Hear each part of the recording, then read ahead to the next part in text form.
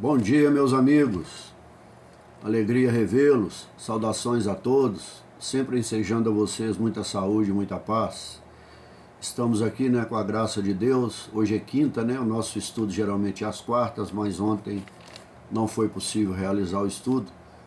Então, estamos aqui hoje para tentar mais uma vez, fazer esse estudo à luz da doutrina espírita, sempre seguindo a doutrina do Cristo, as orientações da doutrina, as várias obras, que nós usamos como recursos para conseguir entender, conseguir compreender melhor e fazer uma leitura juntos, Esse sempre foi o objetivo, junto aos irmãos que nós propusemos o estudo dessa obra magnífica. E hoje nós já estamos aí na lição 89, e eu tenho pensado, cada livro desses são 180 lições. Então, uma por semana, talvez, queira Deus, que eu tenha saúde, para continuar fazendo esses estudos, mas vai demorar muito. Então, eu tenho pensado em fazer no domingo, na quarta e no domingo, Aí eu conto com a paciência dos amigos queridos aí, eles sabem quem são, e todos, aqueles que ouvem as lições, eu agradeço muito, e todos são queridos amigos. Mas aqueles, que nós combinamos, fazer esses estudos para continuarmos sempre juntos, Então eu vou tentar, fazer um estudo na quarta e outro no domingo, que assim, quem sabe, nós podemos terminar esse, começar o livro O Pão Nosso, e assim darmos sequência nessa coleção Fonte Viva, Então vamos lá, a lição de hoje, ela está no capítulo 26, versículo 58 do Evangelho de Mateus. O contexto aqui é quando Jesus está diante do conselho, já ali onde ele vai ser julgado, e condenado. Mas o que Emmanuel vai tratar aqui especificamente, o título que o Emmanuel vai dar a essa lição é o fracasso de Pedro. Jesus alerta, tanto ele como Tiago e João, que eles se concentrassem, que eles tivessem a fé suficiente, porque veriam provações adiante muito fortes, E aí Pedro vai ter aquela afirmação, e Jesus, depois, na frente dessa passagem, tem as negações de Pedro. Então o título é o fracasso de Pedro, Mas especificamente a frase que vai ser trabalhada por Emmanuel aqui, nós podemos entender, no sentido direto até e principalmente metafórico, porque lá nos diz assim: e Pedro o seguiu de longe até o pátio do sumo sacerdote, e entrando, assentou-se entre os criados para ver o fim. Então isso é muito interessante, porque Pedro foi seguindo de longe, Na análise que Emmanuel faz aqui, e ele vai fazer essa alusão, transferindo tudo isso para nós, para o entendimento contemporâneo, atual, Quando nós, essa questão, seguindo de longe, por quê? A que medida nós estamos seguindo, em Jesus, A qual distância nós estamos dele? Nós estamos com ele no pensamento, no coração, nos sentimentos, mas em que medida? Só para aurir vantagens, para adquirir vantagens, Qual o sentimento real? Porque nós temos que estar plenamente em consonância com ele, Temos que estar, não no sentido literal, que nós não temos a capacidade para ainda isso, nós estamos aprendendo, estamos a caminho com ele, Mas que temos que estar, no mínimo, de acordo com seus ensinos, tentando entendê-los, tentando compreendê-los e, acima de tudo, tentando praticá-los, Então, estar à distância com Cristo, isso já está referendado, que não é questão de estar à distância com o seu corpo, como Pedro estava, materialmente ali ao lado de Jesus de Nazaré, o homem encarnado. Mas quantos naquela época estavam ali ao lado dele corporalmente, mas distanciados, ao infinito, no sentido de estar com Cristo presencialmente em seus corações, em seus pensamentos, em seus sentimentos. Hoje, 2024 anos depois, nós estamos aqui Ele nunca deixou de estar conosco, mas e a que distância nós estamos com Ele? Estamos próximos dele apenas para que Ele alimente os nossos interesses, não é? Para que Ele nos propicie privilégios? Ou estamos seguindo para aprender e aprendendo, praticando e assim conseguimos trilhar o caminho da verdade da vida? Então são perguntas, são questões que a gente tem que fazer, né? Porque fica essa grande pergunta e vai ficar na lição aqui, né? A que distância, né, nós estamos do Cristo? Essa é a questão. Porque para estar perto dele, para ser um com Cristo, como ele dizia que era um com o Pai, e ele é um com o Pai, para ser um com ele, qual é a medida, qual é o modo correto de estar com Jesus e não fracassar? Não é? E o fracasso de Pedro, depois nós vamos ver o exemplo, há outros exemplos, o Pedro vai ser escolhido para uma tarefa muito importante. Mas esse fracasso, na lição que nós vamos aprender aqui, ele tem que ser aquela primeira lição, é daquele que fracassou um momento, é se reerguer, ressurgir, né? Ter a força suficiente para reconhecer o seu erro, né? E caminhar, né? Então, Emmanuel começa a sua narrativa dessa forma. O fracasso, como qualquer êxito, tem suas causas positivas. Tem sim. O fracasso é o buril do nosso aprendizado, né? É a pedagogia para que nós, ainda que estamos no mundo de provas e expiações, nós caímos, nós erramos, caímos em contradição, cometemos vários erros, mas é aí que tem que estar a resiliência, né? Ter a força suficiente em si mesmo e para fazer essas transformações, não é? Então, para que a gente entenda o fracasso, o primeiro caminho é reconhecer ele, né? E para reconhecermos esses fracassos, nós temos que não é só a humildade, nós precisamos também compreender. E compreender muito bem as nossas fraquezas, as nossas fragilidades, né? Ante aquilo que Pedro afirmou de forma determinante que iria, né, com Cristo até o fim. Então nós temos que conhecer a nós mesmos para nos afirmar capazes de realizar determinadas tarefas, para não passarmos a vergonha, entre aspas, né, de fracassar. Então temos que olhar para nós mesmos, ver quais são as nossas capacidades para ter esse entendimento. E para afirmarmos, né, um determinado comportamento ou ação.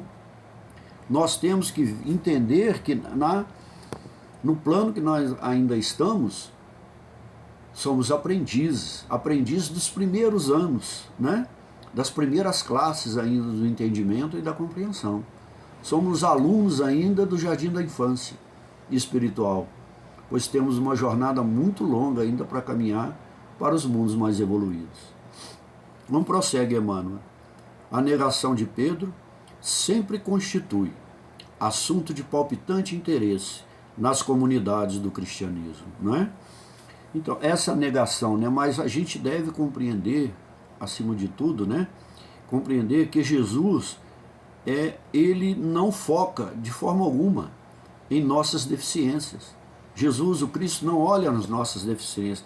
Ele sabe o contexto, sabe das nossas reações, mas diante das agruras que nós passamos, das contingências, né, das circunstâncias que nós passamos, ele foca, ele olha e ele ensina através das nossas potencialidades. Ele sabe o potencial, a dedicação, as afirmações, porque Pedro era impetuoso. O tamanho era o seu sentimento, o seu amor pelo Cristo Jesus, que ele era o primeiro a se declarar e se colocar à disposição como voluntário imediatamente antes dos demais. Mas Cristo sabia das suas potencialidades, né? Então, a pedagogia do Cristo não é de levar, não é de induzir aqueles que o seguem ao erro. Pelo contrário, não é? Quando ele vê as nossas potencialidades, a pedagogia de Jesus é do sorregimento, é da elevação, nos propiciar, através do erro, nós tirarmos as lições necessárias para continuarmos a nossa jornada nesse plano tão difícil, né? E não de nos dificultar ou de nos levar a situações difíceis, nos envergonhar, não é nada disso. Pelo contrário, ele só quer nos elevar, não é? Então segue Emmanuel. Enquadrar-se-ia a queda moral do generoso amigo do mestre num plano de fatalidade? É uma pergunta, olha, muito interessante. Por que se negaria Simão a cooperar com o Senhor em minutos tão difíceis? São duas perguntas bem questionáveis e muito inteligentes, né? Então, mas o que a gente repara, o que a gente nota quando a gente lê de forma atenciosa essa passagem? Que Cristo, ele não se refere, né, a Pedro, que era um grande cooperador seu, né, enfraquecido, mas sim, né, nós temos lá no livro, chamado o livro Viajor, também psicografia de Francisco Xavier, mas sim ao aprendiz invigilante, né, mas a exigir-lhe compreensão, né, que se transformará com o tempo.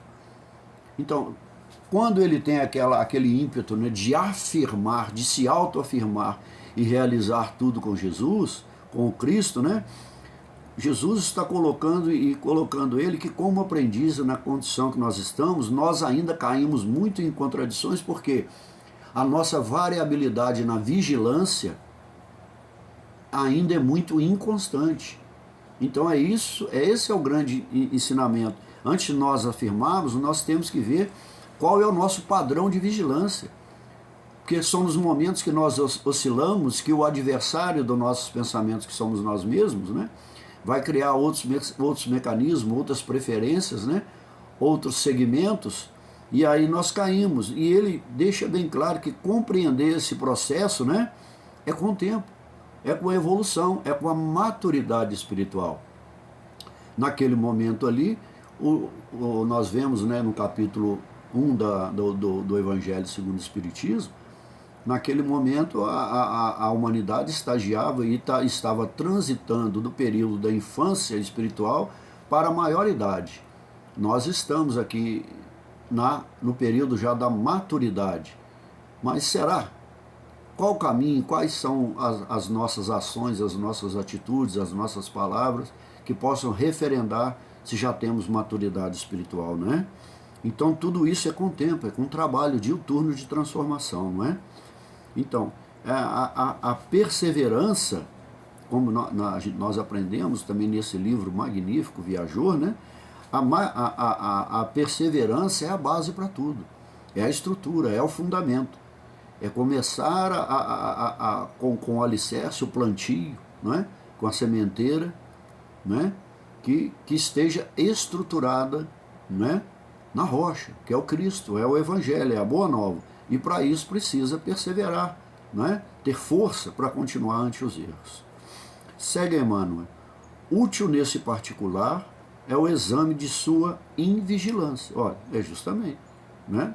Então, a inquietação ante aqueles momentos, porque imagine a inquietação de Pedro, dos demais apóstolos, dos seguidores indiretos, das suas seguidoras, né, da sua mãe, de Maria Madalena e de outras, Maria de Cleófas e todos aqueles seguidores fiéis do Cristo, né, porque após a sua condenação e fatos que vão ocorrer, muitos vão abandonar, com exceção das mulheres, não é? Então a inquietação, ela é sinal de quê? É o contrário do que nós falamos antes, né? É a imaturidade espiritual. Então é essa imaturidade, essa falta de estrutura mental, psíquica e espiritual que nos leva a uma série de dúvidas, de incertezas, né? Para realizarmos aquilo que nós temos coragem de afirmar que vamos fazer. Então temos que pensar bem, pensar duas vezes antes de fazermos essas afirmações, não é? Então o recomeço, sempre, né? Recomeçar é ação transformadora. Então caiu, recomeça, reconhece o erro, aprenda com ele e se reestruture para não fazer afirmação, né, exageradas, exacerbadas diante daquilo que nós ainda não estamos preparados para enfrentar. Então, segue Emmanuel. O fracasso do amoroso pescador reside aí dentro da desatenção para com as advertências recebidas. Porque nós estamos no capítulo 26, Mas no 24 e 25, Jesus fala com eles, os orienta, né? Nesse sentido, que diante das provas que estão por vir, que eles teriam que ter cuidado, orar e vigiar para não caírem na prova. Aí nós temos a passagem onde eles, lá no Getsemane, que eles irão adormecer, e outras lições que virão pela frente, não é? Então, olha, o fracasso de Pedro, isso comprovou mais um constrangimento diante daquilo que passou ou de um fracasso propriamente dito, não é? A lição foi para ele, não é para o Cristo. Cristo em nenhum momento vai julgá-lo, vai condená-lo, pelo contrário. Cristo o ama com todo o seu amor, com toda a sua força, não é? O fracasso é mais um constrangimento do fracasso de quê? Da coragem humana, da coragem moral. Pedro tinha todos esses critérios, mas nós somos fragilizados ainda por nossa condição, né? Ou seja, isso é mais, não é uma questão moral, ética, é mais da característica da presunção humana. Ainda somos muito presunçosos, julgamos capazes de realizar tudo. Temos ainda uma dificuldade imensa de dizer, olha, não sei, não sou capaz de fazer isso, não tenho entendimento suficiente para fazer isso. Para fazer bem feito, com qualidade, eu ainda não estou preparado para isso. Nós nos envergonhamos, o orgulho não nos deixa admitir isso, né? A presunção de que somos capazes de vencer em todas as provas. Se nós tivéssemos essa capacidade de vencer todas as provas, todas as dificuldades, né? Todas as lições, os percalços, nós não estaríamos na condição de provas e expiações, nós estaríamos já em mundos mais elevados, não é? Então, vamos seguir. Grande número de discípulos modernos, agora somos nós aqui, né? Participam das mesmas negações, em razão de continuarem desatendendo a invigilância, a incoerência, a presunção, a falta de olhar para si mesmo, da capacidade que nós temos, né? Então, o Cristo, ele sabe a condição evolutiva de cada um de nós. Ele não tem dúvida disso.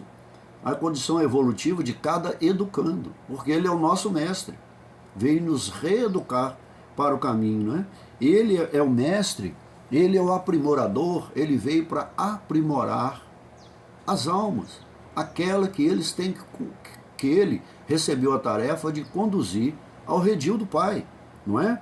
Então, no livro Vinha de Luz, nós temos uma colocação lá excepcional que nos ilustra bem essa questão. Lá diz assim: cada homem tem o mapa da ordem divina em sua existência, a ser executado com a colaboração do livre-arbítrio, no grande plano da vida eterna.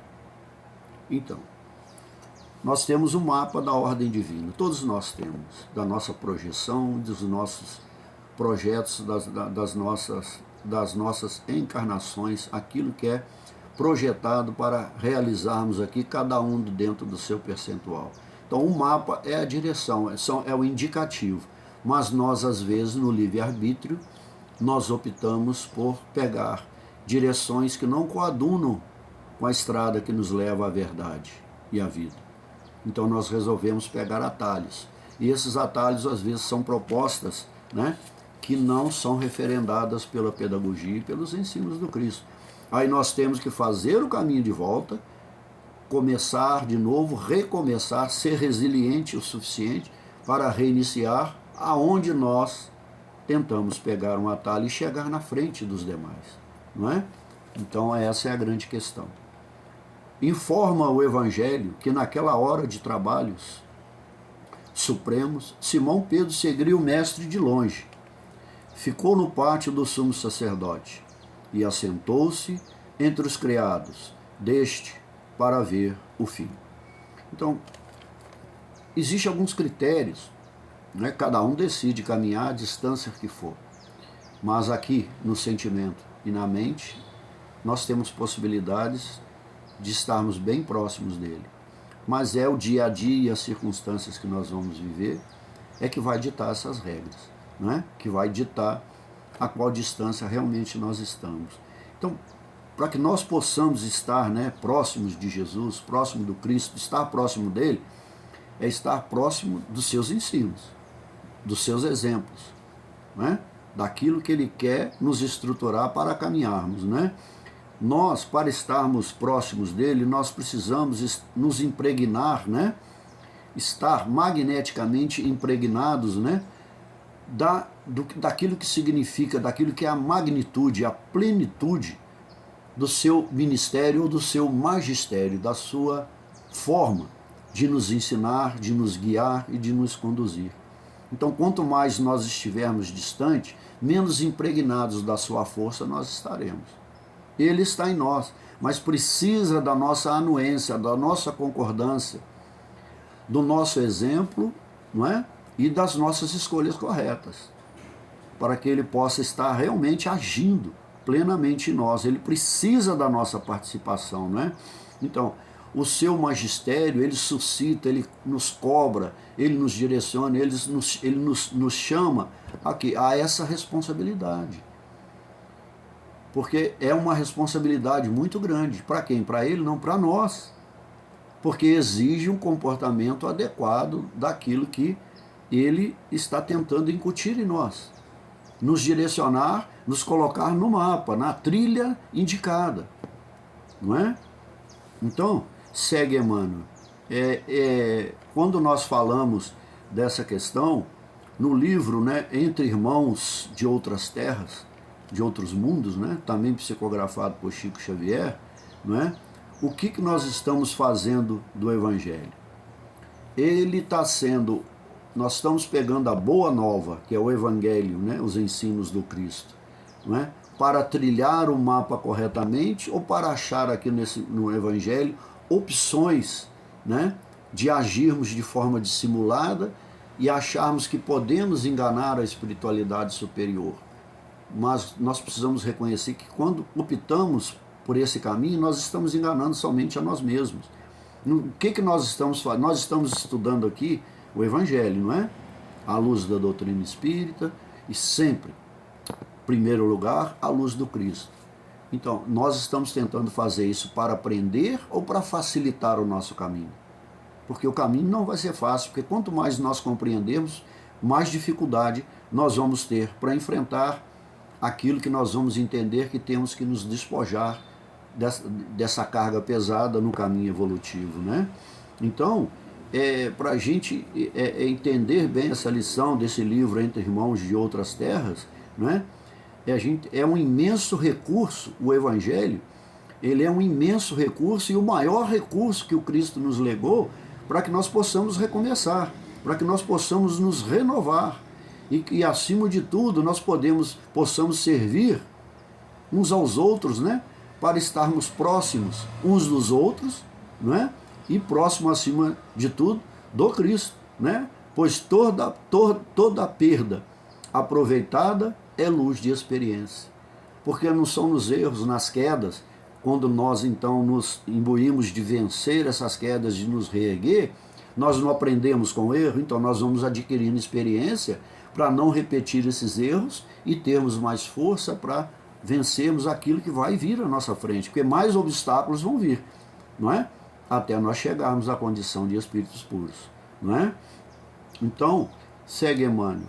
Leitura cuidadosa do texto esclarece-nos o entendimento e reconhecemos que ainda hoje muitos amigos do Evangelho prosseguem caindo ainda em suas aspirações e esperanças por acompanharem o Cristo à distância, receosos de perderem gratificações imediatistas. Olha, quando chamados a testemunho importante, demoram-se nas vizinhanças da arena de lutas redentoras entre os servos das convenções utilitaristas, assestando binóculos, né? Olha, de longe, de exame, a fim de observarem como será o fim dos serviços alheios. Como será o fim dos serviços alheios? Quer dizer, nós não estamos olhando para nós. Nós queremos ver qual é o fim, qual é a queda. Se o outro, se o nosso irmão, se o nosso próximo vai vencer as suas provas ou ele vai ser derrotado para nós admirarmos e escarnecermos, não é? As suas derrotas, não é? Então, quando não enxergamos as nossas fraquezas, né? nos tornamos prepotentes para não admitir. Então esse é o orgulhoso, é o vaidoso, não é? É aquele que só tem coragem de olhar para si como Édipo, né? No sentido estético, no sentido ético, eu sou o exemplo, né? E a beleza em tudo. Eu sou aquele que realiza tudo, não é? Eu tenho a capacidade, e mesmo não cumprindo as determinações e não cumprindo um projeto evolutivo corretamente, eu acho que eu estou acima de tudo e estou acima de todos. E a característica daquele que acha que está assim, pelo orgulho, é a prepotência, é a arrogância, não é? É o agir sempre de forma vulgar, né? Sem critérios, julgando e medindo o seu semelhante.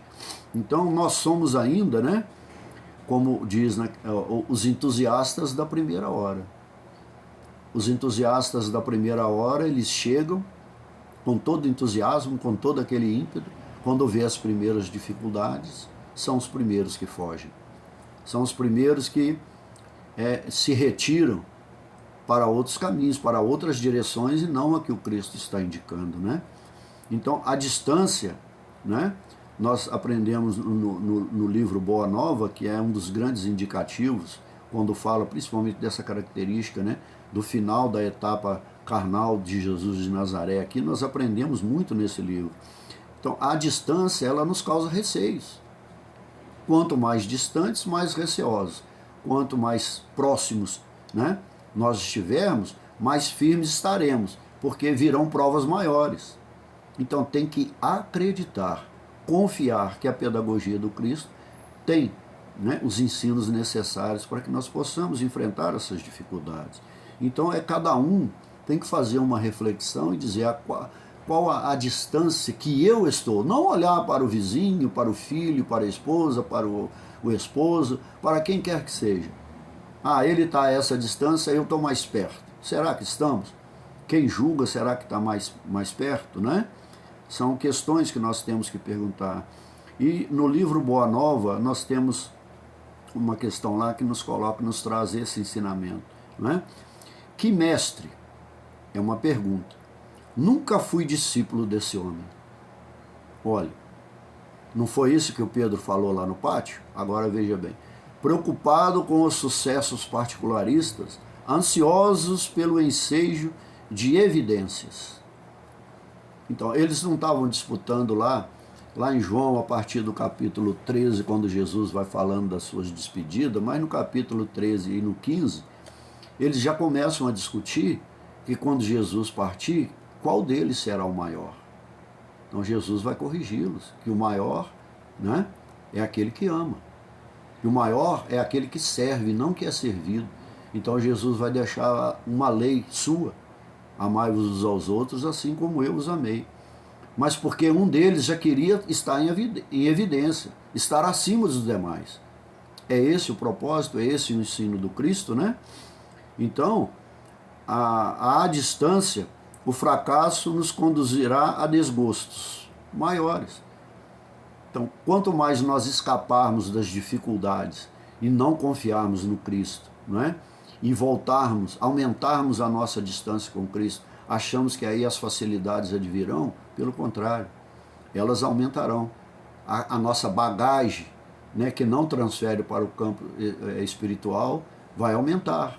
Mais pesado vai ficar o caminho. Nos dois planos, não muda, porque nos transferimos para o plano espiritual, quando desencarnamos, com as mesmas questões, com as mesmas dificuldades, né? Mas o fracasso é lição para que se faça o melhor. Esse é o objetivo. Errou, a reconstrução tem que ser melhor, tem que ser com mais esmero, com mais dedicação, com mais atenção, para reconstruir um edifício que não foi bem construído, que está sujeito a cair, a ruir. Então estruturá-lo, fazer um alicerce, né, substancialmente forte, enraizado, aquela raiz que não, ante as primeiras dificuldades, não vai sair, não é? Vai gerar frutos positivos para estruturar a árvore, né? Então, todos os aprendizes nessas condições naturalmente fracassarão e chorarão amargamente. E é interessante no livro Emmanuel, ante as dificuldades que são narradas naquele livro, há uma orientação, como também nós temos lá em Paulo e Estevão, né? Quando Abigail vai instruir o Espírito Paulo. Orai, trabalhai. Então, orar é fundamental, né? Para que nesse nosso relacionamento com o Pai, com o Cristo, nós nos aproximarmos magneticamente. Agora, trabalhar e vigiar, é não deixar a mente distrair. Esse é o trabalhar. E esperai, porque os resultados não são imediatistas. O pragmatismo econômico, social, político, etc., é só no nosso plano, não é? Esperai. E esperando, aí amai muito. Não duvidai muito. Não tenha incertezas. Tenha firmeza. Quiçá nós possamos, né, ter essa certeza. É difícil, muito, muito, muito. Quem dera, né? Já estivéssemos nesse padrão. Mas à medida que amarmos, né, sempre a solução para tudo está incutida nessa questão. Só na medida que nós aprendermos a amar uns aos outros, nós vamos ter essa vigilância necessária para não termos tantas dúvidas, né, e ficarmos nesse vai e vem, né, nessas vacilações, nessas oscilações do caminho. E para encerrarmos, né, nós vamos trazer aqui para análise nossa, né, no nosso dia a dia, duas frases interessantes. Uma está no livro Trigo de Jesus, psicografado por Divaldo Pereira Franco, pelo espírito de Joana de Anjos. Jesus e sua doutrina ainda são enigmas para a mentalidade atual. Olha, 2024 anos depois. Ainda é um grande enigma. Ainda é um grande enigma. Nós temos clarões de esclarecimentos, que nos tira aquelas dúvidas, que nos dá certeza, mas a primeira dificuldade nós nos abalamos, porque nós ficamos com medo de dar um passo à frente, e aí piorar a condição, não é? Então, aí por isso que é um enigma, nós não resolvemos esse enigma. Tamanho é o ensino de Jesus, a magnitude do seu ensinamento, a simplicidade, sem teorizações intelectuais e verborrágicas, né? Então, no livro Cartas Universais, psicografado por Francisco Cândido Xavier, nos diz assim: ainda que a tarefa em tuas mãos se mostre aparentemente perdida, não desesperes. Então, porque o desespero, a doutrina espírita, dentro dessa característica, dessa pedagogia, ela não tira o sofrimento. Porque o sofrimento, diante das dificuldades que nós passamos, dos tropeços, das quedas, do sofrimento, né, de determinadas perdas que nós temos que passar. O sofrimento é necessário para que nós venhamos a aprender. Mas ela esclarece nos ensinamentos do Cristo, ela não tira exatamente o desespero, o desequilíbrio. Porque o desequilíbrio vai aumentar as consequências para quem? Para nós. Nós que ficamos, nós que estamos enfrentando. Porque nós estamos num determinado ponto. Vêm as dificuldades, o sofrimento, se nós desequilibrarmos, a característica negativa do enfraquecimento, do distanciamento magnético, energético, né, do Cristo, nós vamos nos distanciar mais. A tendência, e é uma certeza, que nós vamos nos desequilibrar cada vez mais. E aí fica difícil enfrentar, não é? Então, quando nós entendemos, no final do capítulo 21 de João, Pedro fracassou naquele momento, por uma invigilância, porque quando ele afirmou que iria com Cristo até o fim, Cristo, como diz, olha, calma, tenha paciência, um dia você vai chegar nessa condição, mas não é o momento agora. Então você vai fracassar diante dessa lição. Tome ela como instrução necessária para não fracassar nas próximas. Então Jesus lá, em João 21, Jesus não fala para ele: Pedro, tu me amas? 3 vezes. Na última, Pedro, então, sentindo aquela tristeza: mestre, tu sabes tudo, tu sabes que eu te amo. Então Jesus ali, foi Jesus que cobrou uma afirmação dele, é diferente. Na negação, ele que atribuiu a condição de estar preparado para enfrentar a dificuldade. Mas Jesus, por que Jesus diz a ele então: apacenta minhas ovelhas, Pedro, separa-as, ajuda-as, conduza-as ao caminho da verdade? Porque Jesus tinha certeza do amor que ele tinha pelo Cristo e que ele já estava preparado, não é? Para separar, para conduzir, não para um determinado credo religioso, mas para sermos um com o Pai. Muito obrigado, meus amigos, fiquem com Deus, um ótimo final de dia, não é? Um ótimo final dessa semana e de todos os dias, com muita paz em seus lares, com muita paz no mundo, né? Nós estamos precisando disso, que tenhamos mais certezas e menos desequilíbrios, que possamos ser mais vigilantes para enfrentarmos as dificuldades do dia a dia, com mais certeza de que podemos vencer nesse caminho. Muito obrigado, meus amigos.